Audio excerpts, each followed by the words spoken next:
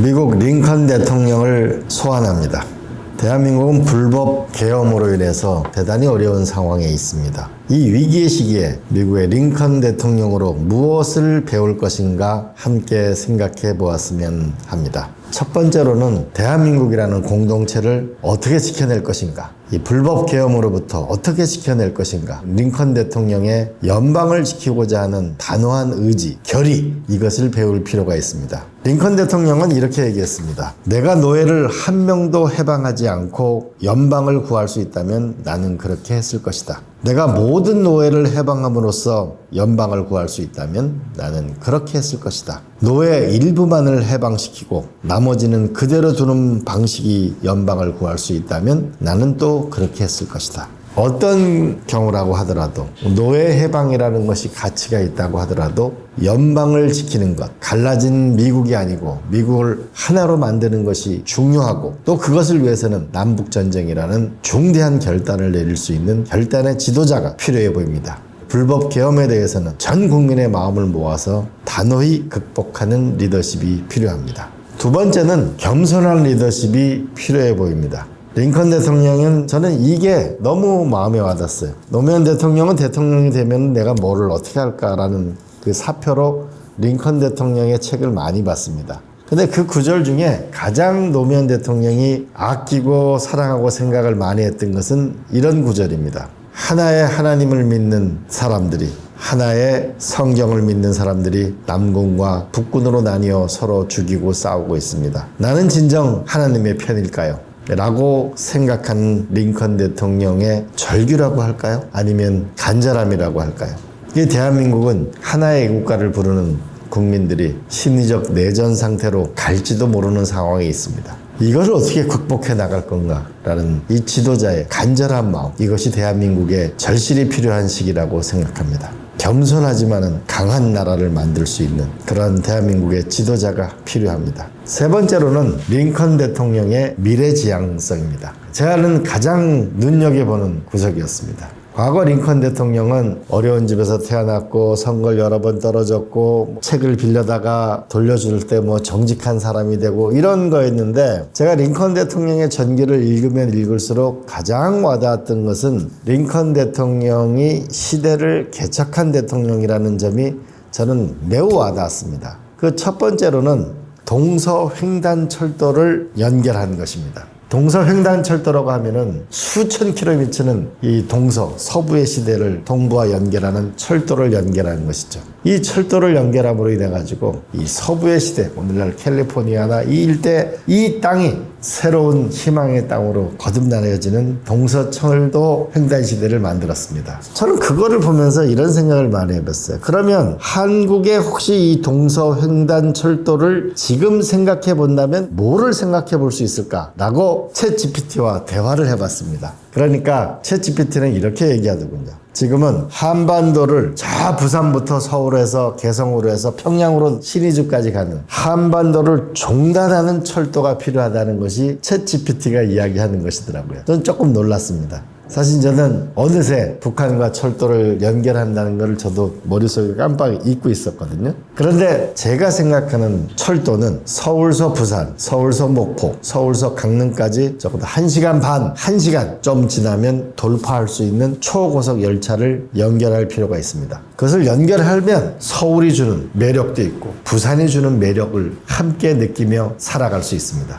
강원도 강릉에 철도가 생기고 난 이후로 아주 특이한 현상이 있는데, 서울에 있는 분들이 일하다가 오후에 강릉 가는 기차를 타고 강릉에 도착해서 바닷가를 좀 보고 저녁에 회를 먹고 회식을 하고 그리고 돌아와도 12시 전입니다. 반나절 생활권을 만들어내는 것, 이런 철도의 과감한 구상이 필요합니다. 또 한편으로는 인천, 평택, 그리고 목포까지 가는 서해안 철도, 그리고 고성부터 부산까지 내려가는 동해안 철도, 이것이 대한민국에 필요한 핵심 철도 노선이라고 생각합니다. 그리고 부산, 울산, 경남 같으면 부울경은 그 안에서 순환 철도망을 만드는 거죠. 소위 부산, 울산, 경남의 GTX 부울경이겠죠. 이런 거를 만들어내면서 철도 중심으로 연결되는 것. 그래서 대한민국 전체가 반나절 생활권을 만드는 철도의 시대를 만들 필요가 있다고 생각합니다. 근데 더 나아가서 전 또 이런 생각도 해봤어요. 과거에 영토가 있을 때 얘기를 하면 이걸 만약 그 온라인 세계, 이 디지털 세상에 왔을 때의 이 동서횡산철도를 디지털 시대라고 생각해보면 어떤 거를 만들 수 있을까? 새로운 발상을 하게 되면은 예를 들면 디지털 초고속망, 온라인 기반 디지털 실크로드 이런 걸 생각해 볼 수 있는 거죠. 뭐냐면 제가 늘상 주장했듯이 모든 데이터는 통신으로 움직이니까 5G, 6G와 더불어서 위성과 연결되어지는 이런 거대한 통신 체계를 만드는 것. 이것을 미국과 더불어서 만들면 저는 새로운 미래의 실크로드를 만들 수 있는 것이다. 이렇게 생각해 보죠. 또 하나는 온라인으로 경제 특구를 만들다든지 온라인으로 경제 자유구역을 만든다든지 이렇게 해서 온라인 상에서의 디지털 경제 영토가 늘어나는 전략을 생각해 볼 수도 있는 것 아닐까. 또 한편으로는 인간은 지식으로 움직이기 때문에 초고속 교육망 같은 걸 만들어서 전 국민이 쉽게 공부할 수 있는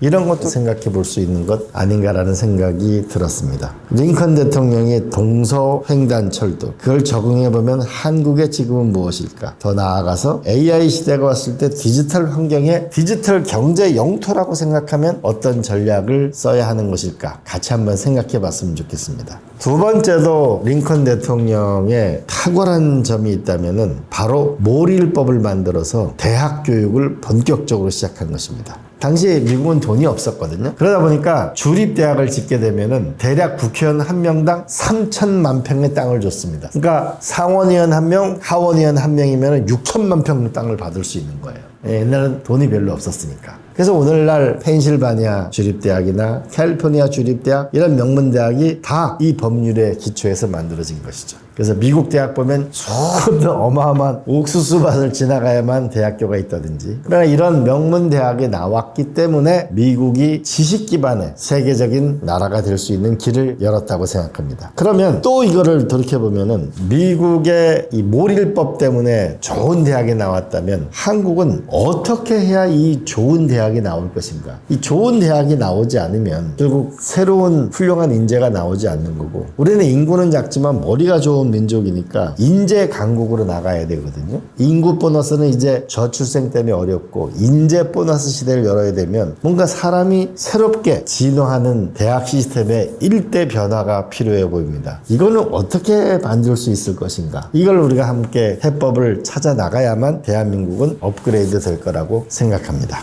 또 하나는 링컨 대통령이 탁월한 점 중에 하나는 미국 과학 아카데미를 만든 것입니다. 즉 뭐냐면 과학이 세상을 바꾸는 원동력이라고 생각한 것이죠. 이 과학 아카데미는 미국을 과학기술 기반의 사회로 진화하는 데 큰 역할을 했습니다. 좋은 대학과 과학 아카데미 이 두 개의 축을 가지고 과학기술의 나라를 만들어낸 것이죠. 대한민국도 과학기술 인재를 어떻게 만들어낼 거냐? 왜 우리는 노벨상 수상자가 물리학, 화학, 의학 이런 데서는 안 나오는 것일까? 뭔가 과학기술 부분에 있어서의 획기적인 변화가 우리가 필요해 보입니다. 윤석열 정부 시절에 R&D 카르텔이 있다고 해가지고 나라를 엉망진창으로 만들었는데 근데 분명한 것은 이 R&D 예산이 30조쯤 되는데 그 사업 가지수가 5만 가지가 넘습니다. 그러면 한 프로젝트당 6억밖에 안 된다는 얘기거든요. 그리고 성공 확률이 무려 98%나 됩니다. OECD는 국가 R&D의 성공 확률이 40%에서 50% 사이입니다. 즉 도전 과제를 한다는 것이고 우리는 이미 다 해놓은 거를 한다는 것이죠. 그러면 새로운 진화가 없는 거죠. 이 세상에 없는 거 그것 없이는 못 사는 걸 만들어야 새로운 사회로 진화하는 거 아니겠습니까? 그러면 우리 사회가 과학기술의 획기적인 길을 어떻게 열 것인가도 생각해 봐야 합니다. 제가 싱가포르 난양공대에 가서 굉장히 인사이트를 많이 얻었는데 싱가포르 난양공대가 전 세계 9위 공과대학입니다. 어떻게 이 싱가포르라는 작은 나라가 이런 세계적인 학교를 가지게 됐습니까? 라고 물으니까 미국의 전미 과학자 재단 여기에 있는 사무총장을 총장으로 영입하면서 수십 명의 교수들이 함께 왔습니다. 학교를 바꾸면서 싱가포르 정부의 지원을 받고 또 하나는 그러면 세계적인 연구자를 데리고 오면 그 연구자와 함께 연구를 해야 새로운 기술을 만들 수 있는 기업이 연구소를 만드는 거죠. 또 이런 유명한 교수와 함께 일을 해야만 미래가 있으니까 또 좋은 연구자들이 오는 것이죠. 그리고 이 교수님한테 굉장히 일반 교수와는 다른 높은 인센티브를 제공하는 겁니다. 그 싱가포르 난영공대 가보니까 교수들 아파트가 다 있고 교수 자녀분들이 사는 국제학교도 있고 어린이집도 있고 유치원도 있고 그런 모습을 보면서 세계적인 학교가 되려면 학교 내에서 대부분의 것들이 일어나야 되겠구나. 학교 내에 세계적인 연구소가 있어야 되겠구나 라는 걸 느끼게 됐고, 스탠포드 제가 대학을 갔을 때도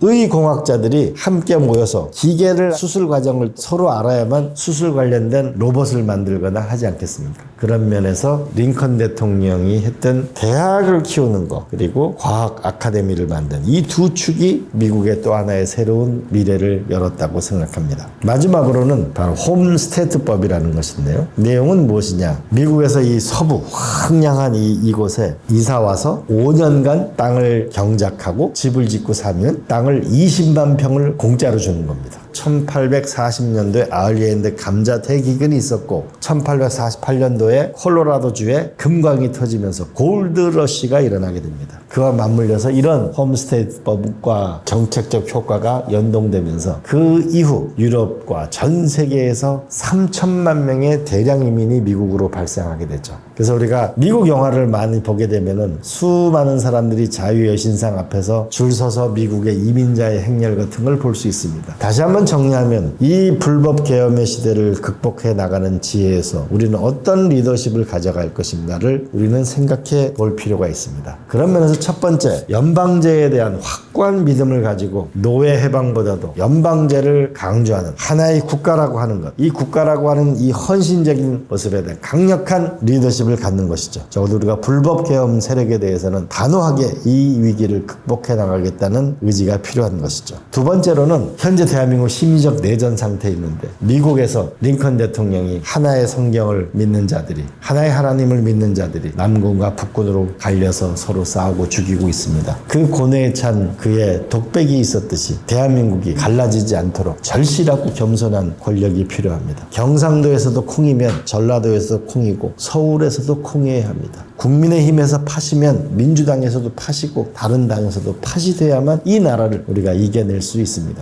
더 나아가서 이번에 민주당으로 정권 교체가 이루어진다고 하더라도 새로운 나라를, 희망찬 나라를 만들어야 합니다. 그런 면에서 우리는 동서횡단철도를 만든 링컨 대통령, 모릴법을 만들어서 대학을 만든 링컨 대통령, 과학 아카데미를 만들어서 미국의 과학과 교육의 시대를 연 링컨 대통령, 그리고 홈스테이트법을 만들어서 전 세계의 이민자를 모아서 새로운 나라의 에너지를 만든 링컨 대통령을 생각해 볼 필요가 있다고 봅니다. 우리는 역사는 그냥 배우는 것이 아니고 그냥 과거의 일이 아니고 오늘의 관점으로 자꾸 해석해낼 때 더 지혜로운 미래가 있는 것이고, 그래서 우리가 역사를 배우는 것입니다. 미국 CIA의 초창기 멤버들이 대부분의 역사학자들이었습니다. 히스토리를 보고 그 히스토리가 살아있는 오늘 그리고 내일을 건설하는 지혜의 걸음이 되도록 하는 것이죠. 이 혼란한 시대, 어지러운 시대에 우리가 한 번 더 겸손하지만 강한 나라를 만든 링컨 대통령의 리더십을 다시 한번 생각해 보았으면 좋겠습니다. 그냥 절실한 마음에서 링컨 대통령을 이 불법 계엄 시대를 극복하는 데 소환해 보았습니다. 함께 생각해 봤으면 좋겠습니다.